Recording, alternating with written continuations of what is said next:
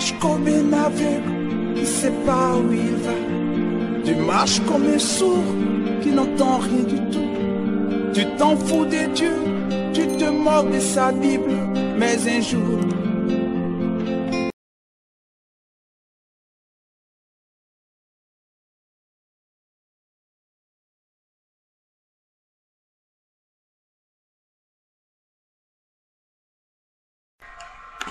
Alors, bien-aimés dans le Seigneur, bonjour, bonsoir.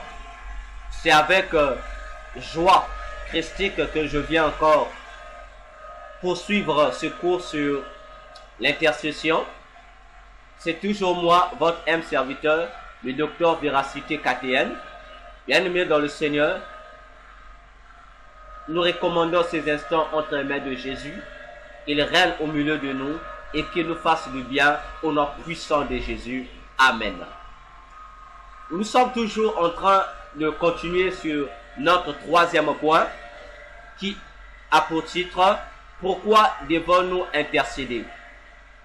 Nous sommes aujourd'hui dans la troisième réponse pour dire « Nous devons intercéder parce que nous avons le droit à la résurrection. » Je reprends.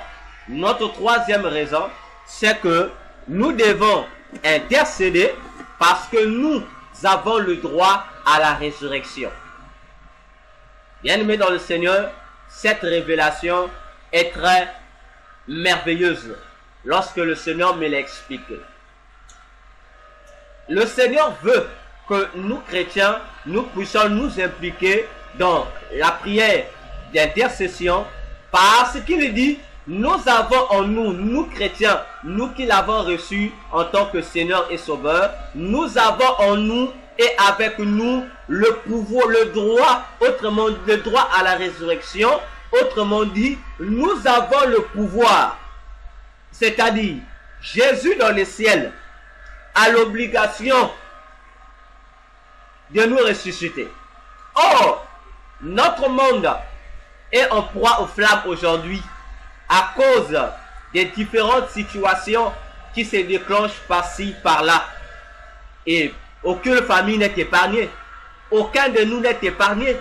Les malheurs que nous rencontrons de par le monde, les difficultés que nous rencontrons de par le monde, bien aimés, les famines qui s'abattent de partout, surtout aujourd'hui avec le phénomène des bouleversements climatiques, nous voyons combien le monde est secoué.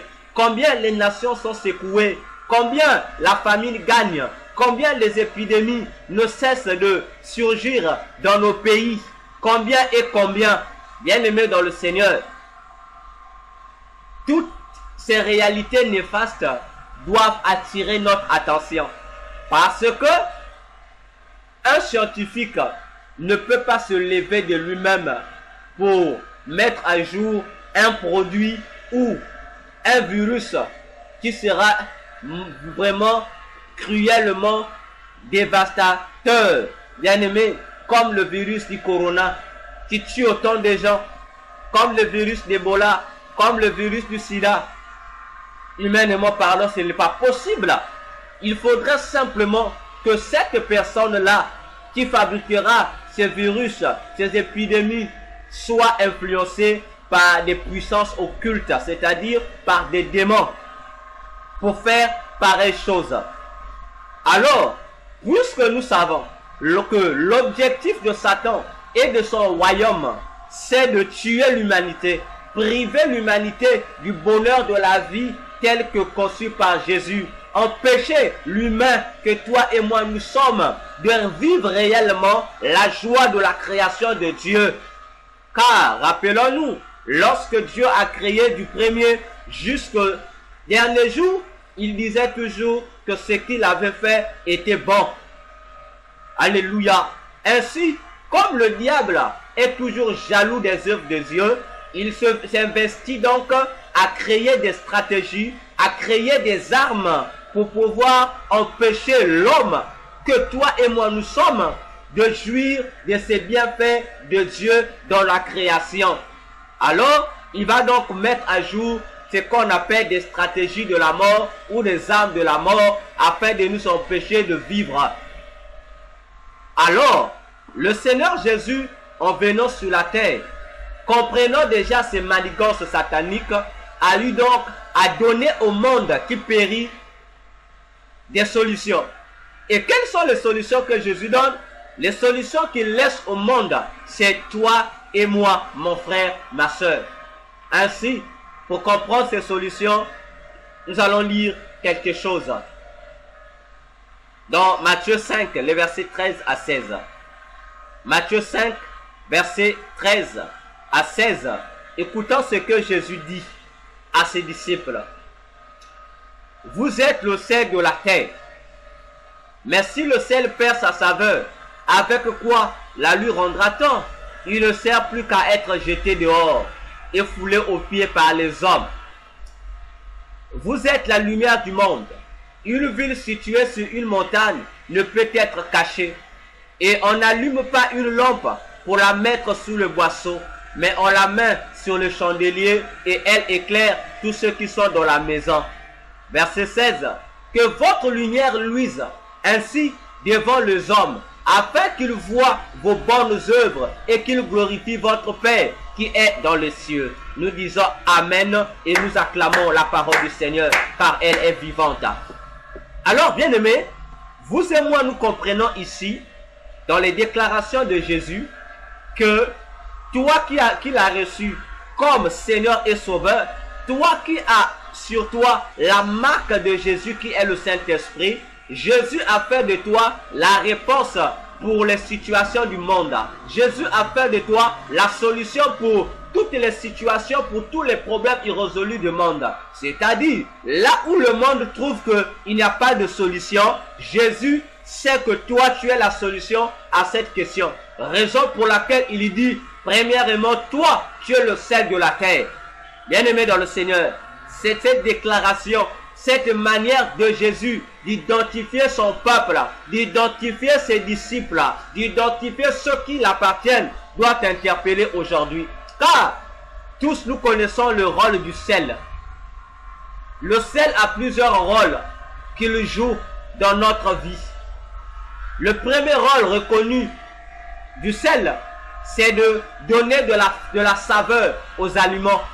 Vous les connaissez bien comme moi, que une nourriture qui n'a pas de sel, c'est une nourriture qui est sans saveur. C'est une nourriture qui n'a pas d'appétit. C'est une nourriture qui n'attire pas. Mais une fois que le sel est là, cette nourriture devient succulente. Cette nourriture devient alléchante. Encore, le sel, non seulement dans le domaine de la cuisson, mais le sel a encore un autre rôle.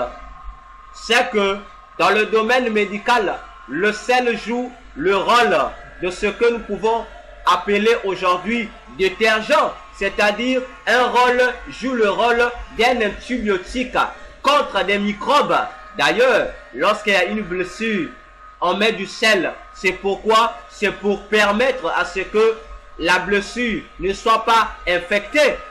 Rappelez-vous même dans le domaine de la cuisson toujours, pour empêcher qu'une nourriture ou qu'une viande ou un poisson ne puisse mourir, on applique du sel de partout. Pour quel objectif? Pour empêcher que cette viande puisse dépérir ou puisse être périmée. Ainsi, si Jésus nous compare au sel, ça veut dire que nous devions donner le goût de la vie aux autres. Nous devions apprendre, bien-aimés, à être utiles aux autres dans le domaine de la prière. Ainsi, nous comprenons l'importance, bien-aimés, de l'intercession. Raison pour laquelle, comme je le dis, nous avons le pouvoir de la résurrection, c'est-à-dire que toi, Jésus fait de toi un objet de résurrection. Remarquez un mystère, bien-aimé, avec notre père Abraham. Dans Genèse 22, je dis à Abraham qu'Abraham devrait aller l'offrir son fils unique Isaac. Abraham, à son tour, va aller à l'endroit indiqué pour offrir son sacrifice. Curieusement, arrivé au pied de la montagne, Abraham va laisser ses serviteurs, les deux serviteurs et son âne, qui transportait ces objets de la sacrificature. Abraham va s'adresser aux serviteurs. Il va leur dire, restez ici parce que moi et mon fils, nous montons pour aller adorer. Attention, Abraham dit que lui, il va adorer. Donc Abraham considère le sacrifice qu'il va offrir à Dieu comme étant une adoration. Curieusement, Abraham va prendre ce qui était pour lui le sacrifice, c'est-à-dire Isaac. Il va mettre les bois sur Isaac et il va lui dire de transporter. Mais pourtant, Abraham devait poursuivre le transport des outils de la sacrificature sur le dos de l'âne. Ça devait faciliter les tâches. Mais Abraham change de tactique. Il prend celui qui était sacrifice, c'est-à-dire Isaac. Il va faire d'Isaac le transporteur des outils de la sacrificature. Attention, bien-aimé, il n'y a qu'un sacrificateur qui a le droit de transporter les outils de la sacrificature.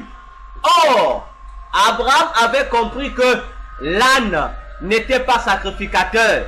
L'âne n'était pas digne de transporter les outils de la sacrificature du lieu indiqué de la sacrificature vers l'autel de la sacrificature. Ainsi, il fallait que Isaac prenne la relève et Abraham fait d'Isaac un sacrificateur. Ainsi, lorsque Isaac et Abraham, l'adorateur, et le sacrificateur Isaac vont arriver au lieu où il faut offrir le sacrifice, il y aura un bouleversement qui va s'effectuer. Puisque Abraham déjà s'est autoproclamé adorateur et a identifié son fils qui était le sacrifice comme sacrificateur, il n'était plus normal qu'Abraham puisse sacrifier Isaac. Automatiquement, il y a une mutation spirituelle qui s'est effectuée. Isaac, qui était sacrifice, en devenant sacrificateur, ne pouvait plus être offert. Il devenait sacrificateur, il ne pouvait plus être offert. Donc, c'est par là qu'il obtient, par le fait de devenir sacrificateur, il obtient le droit à la résurrection. Parce que pour Abraham, le fait qu'ils étaient sur le lieu de l'adoration, Isaac n'était plus un fils, Isaac était déjà mort. Mais le fait que Isaac accepte, sans compromettre son père, de porter les outils de la sacrificature, Isaac était devenu tout un sacrificateur. En d'autres termes, Isaac était rentré dans la sacrificature. Donc, Dieu ne voyait plus Abraham comme sacrificateur, Dieu voyait Abraham comme adorateur et Isaac comme sacrificateur. Isaac a donc joui du droit à la résurrection. Donc, Isaac avait donc le pouvoir de la résurrection. Ainsi, le nom d'Isaac signifie rire, c'est-à-dire un rire. Or, lorsque nous parlons de rire, il s'agit de la joie. Il s'agit d'une expression gaie, une expression de joie, une expression qui exprime une certaine satisfaction. Or, Jésus dans Matthieu 5, 13 à 16, que nous venons de lire, interpelle que l'Église est un sel, c'est-à-dire que l'Église est un Isaac, c'est-à-dire que le chrétien est un Isaac.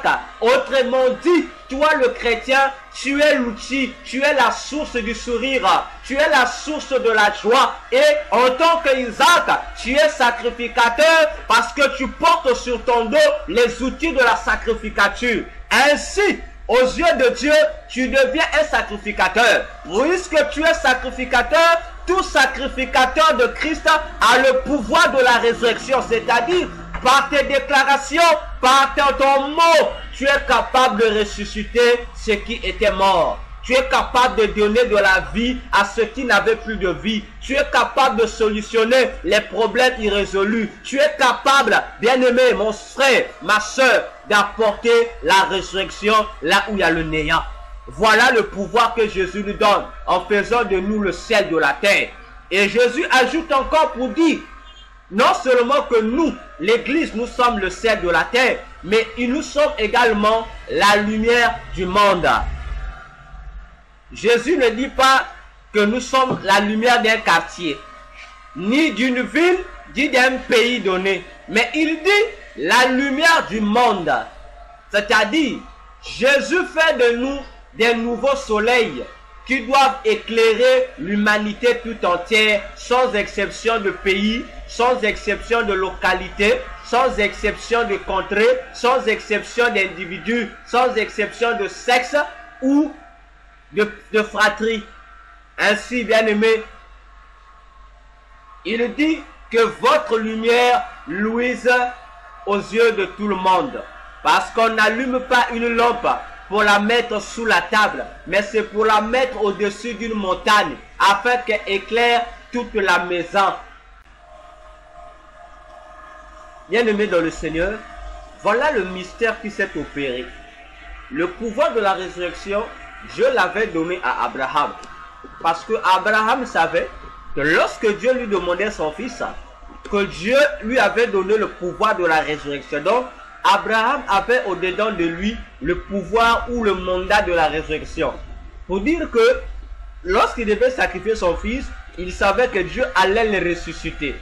Raison pour laquelle vous allez remarquer, dans Genèse 22, le verset 7 à 8, lorsque Isaac arrivait sur la montagne de Moria va poser la question à son père Abraham, c'est de savoir où est le sacrifice. Pourtant, l'autel était déjà prêt. Mais où est le sacrifice? Abraham répondit à Isaac que Dieu pourvoira. Donc, Abraham était conscient que son fils devait ressusciter, malgré le mandat de la mort qui lui a été infligé. Donc, le pouvoir qu'Abraham avait pour la résurrection a apporté ses effets. Remarquons encore dans Hébreux 11, le verset 12. La Bible nous dit ceci. C'est pourquoi d'un seul homme, déjà usé de corps, naquit une postérité nombreuse comme les étoiles du ciel, comme le sable qui est sur le bord de la mer et qu'on ne peut compter. Bien-aimés dans le Seigneur, imaginez-vous ce grand mystère. Le corps d'Abraham était usé. Il n'avait pas la capacité de concevoir. Mais par lui, il y a eu postérité nombreuse. Pourquoi? Parce que dans son corps, Abraham avait déjà le pouvoir de la résurrection. Donc, le pouvoir de la résurrection qu'il avait la capacité de restaurer en lui tout ce qui était endommagé dans son corps. Ainsi, en faisant d'Isaac, en donnant à Isaac sa fonction de sacrificature, puisque c'est à lui, Abraham, que Dieu avait confié cette fonction de sacrificateur pour le lui offrir Isaac, lui à son tour, il va transférer le mandat de la sacrificature à son fils Isaac. Ce qui veut dire, le pouvoir, en devenant sacrificateur dans la sacrificature de Dieu, Abraham, lui, il reste adorateur et il transfère la fonction de sacrificateur à son fils Isaac. Automatiquement, le même pouvoir que lui, Abraham, avait de la résurrection transcende et est communiqué à Isaac, et Isaac aussi devient à son tour le mandataire de la résurrection. Quand vous imaginez cela, lui aussi Isaac a en lui le pouvoir de la résurrection. Voilà pourquoi Isaac, malgré le combat qu'il a rencontré avec les Philistins, Isaac s'en est toujours sorti victorieux. Peu importe, on te combat, mais comme tu as le pouvoir de résurrection, ce que tu fais, on boycotte, ce que tu fais, on saccage, ce que tu fais, on détruit, croyant t'anéantir. Mon frère, ma soeur, Isaac a subi les mêmes persécutions que toi, lorsqu'il commençait à creuser des puits là-bas à Guérard. Mais au final, comme il avait le pouvoir de la résurrection, Isaac a vaincu, il était toujours vainqueur. Isaac, en son tour, il va transférer le même pouvoir de la sacrificature à son fils Jacob. Donc Jacob devient le patriarche, il devient sacrificateur. Mais puisque lorsqu'on est sacrificateur, automatiquement le pouvoir de la résurrection donné à Abraham, qui a transcendé par Isaac, et a également été communiqué à Jacob. Voilà pourquoi vous allez remarquer, à partir de Genèse 28 jusqu'à Genèse 33, Jacob avait aussi sur lui un mandat de la mort qui a été signé par son frère aîné Ésaü. Ésaü avait juré qu'il devait tuer Jacob. Et Jacob avait peur de ce mandat parce qu'il savait que ce n'était pas une messe à faire ou une blague, mais c'était une promesse de la mort qui lui a été infligée. Alors, bien-aimé dans le Seigneur, Jacob a rencontré Dieu. Et une fois qu'il va réussir à vaincre Dieu, Dieu va changer son nom de trompeur, qui Jacob signifiait trompeur, parce que c'est à cause de cet acte de tromperie qu'il avait posé, c'est cette tromperie qu'il avait fait, qui avait attiré sur lui le décret de la mort. Ainsi, pour empêcher que le décret de la mort ne puisse continuer à avoir de l'influence sur sa vie, Dieu serait donc obligé d'enlever le décret de la mort, en changeant son nom Jacob en celui d'Israël. Or, le nom Israël signifie le vainqueur face à Dieu. Autrement dit, c'est lui qui a vaincu Dieu. Alors, comme j'ai toujours dit, arrêtons de lire la Bible, mais apprenons à la méditer. Parce que lorsqu'on lit la Bible, nous nous limitons sur l'histoire. Mais lorsque nous méditons la Bible, nous rentrons dans la profondeur pour découvrir quelle était la pensée de Dieu. Frères, sœurs, il ne vous est jamais arrivé à l'esprit de vous demander pour quelle raison Dieu a-t-il donné à Jacob le nom d'Israël, ce qui signifie c'est lui qui a vaincu Dieu. Est-ce qu'on peut vaincre Dieu? Réfléchissons. Par rapport à quoi on lui donne ce nom? Il a vaincu Dieu par rapport à quoi? Réfléchis encore. Réfléchissons ensemble. Jacob était porteur de la mort, bien-aimé dans le Seigneur. La mort planait sur lui.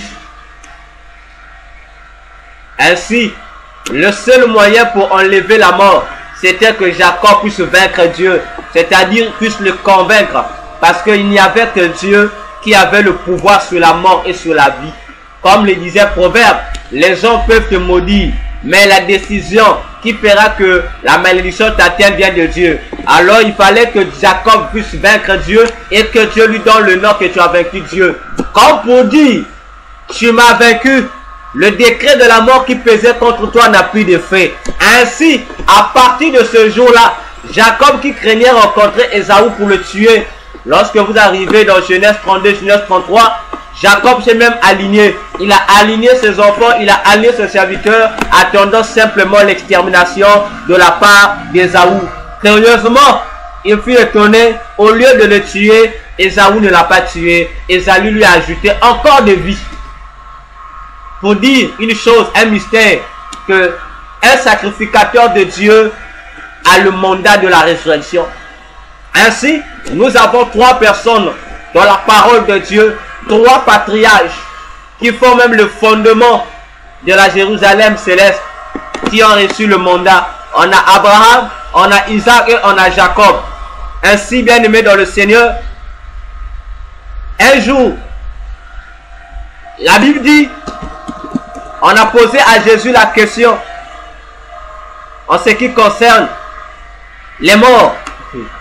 Jésus a répondu, il a dit à ses détracteurs une parole puissante et vivante qui doit encore nous amener à réfléchir.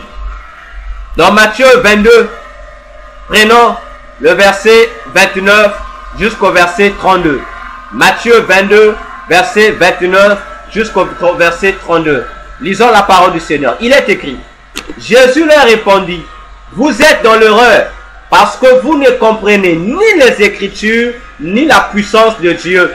Car c'est à la résurrection, les hommes ne prendront point de femmes, ni de femmes de mari, mais ils seront comme les anges de Dieu dans le ciel. Pour ce qui est de la résurrection des morts, n'avez-vous pas lu ce que Dieu vous a dit? Qu'est-ce que Dieu leur a dit? Dieu dit, le verset 32, je suis le Dieu d'Abraham, le Dieu d'Isaac et le Dieu de Jacob. Je n'ai pas Dieu des morts, mais des vivants. Que le Seigneur bénisse sa parole. pour dire ici, bien aimé, que Abraham, Isaac et Jacob sont les trois personnages qui avaient en eux le pouvoir de la résurrection. C'est-à-dire, ceux qui apparaissaient devant eux comme morts, eux, ils avaient la capacité de redonner de la vie. Là où il y avait l'obscurité, ils avaient la capacité de ramener l'espoir. Là où, bien aimé, on avait dit que c'est fini. Jacob, Abraham, Isaac et Jacob avaient ce pouvoir parce qu'ils étaient sacrificateurs. Attention, l'apôtre Paul nous explique un mystère dans Galates 3, le verset 29. L'apôtre Paul dit ceci.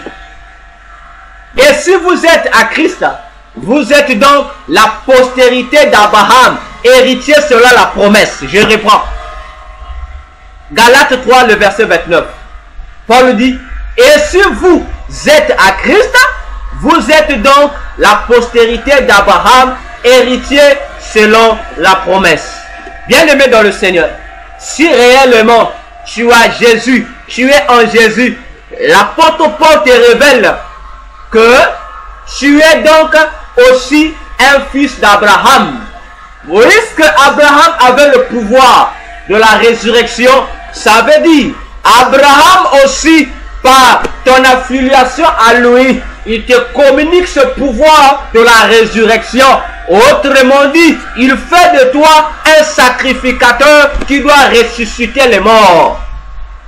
Ainsi, bien-aimé dans le Seigneur, puisque tu as le pouvoir de la résurrection, ça veut dire que l'intercession devient ton affaire. Ça veut dire que tu ne peux plus rester là, bien-aimé, les bras ballants, sans pour autant t'investir dans l'intercession.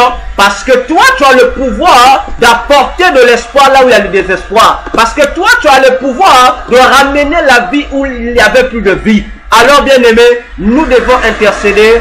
C'est pour cela. Remarquez encore un mystère, toujours parlant sur ce point concernant le pouvoir de la résurrection.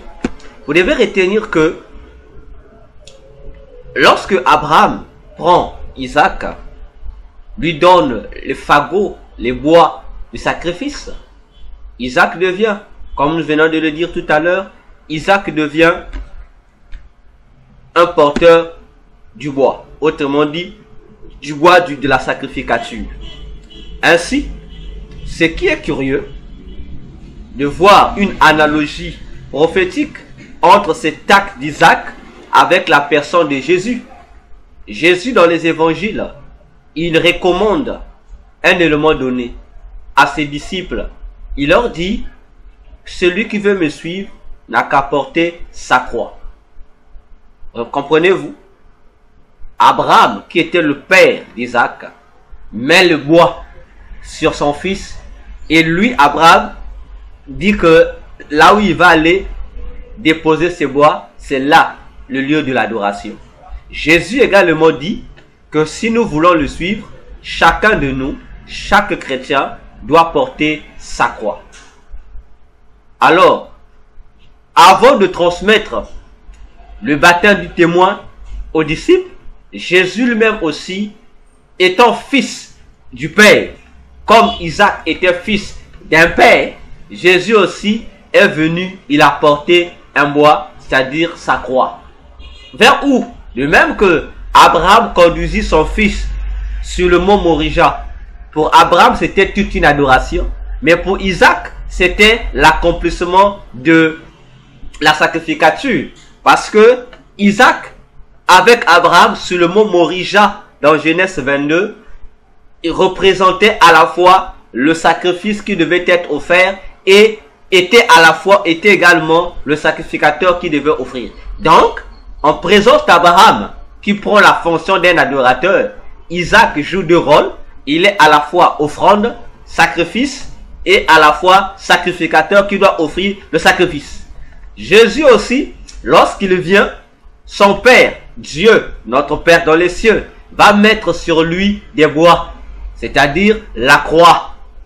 Et le Père va orienter son Fils vers quelle direction? Vers la même direction qu'Abraham sur le mot vers le même endroit où était le mot Morija.